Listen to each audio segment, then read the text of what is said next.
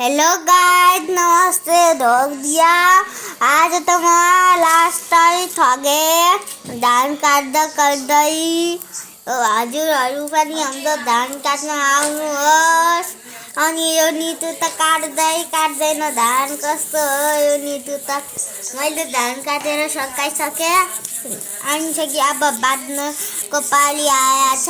अब चाहिँ कि बोक्ने हो। हामी अझ ट्र्याक्टरमा हालेर चाहिँ कि धान निकाल्ने हो। अनि चाहिँ कि धान चाहिँ कि हल्का हल्का चुट्ने हो है। गाईहरूले पनि चुट्नु छ भने हजुरहरूले पनि हाम्रो मद्दत गर्नुको लागि चुट्नुहोस् है।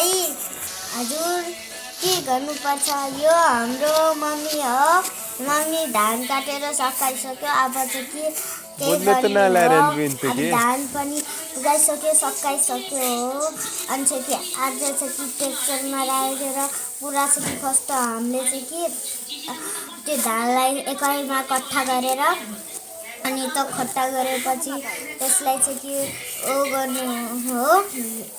त्यसलाई धान चुटेर पुरै चाहिँ कि अनि चाहिँ कि ड्रममा हालेर अनि मिलमा चामल बनाएर भात बनाएर आज त म घी भात खान्छु अनि दाल पनि खान्छु।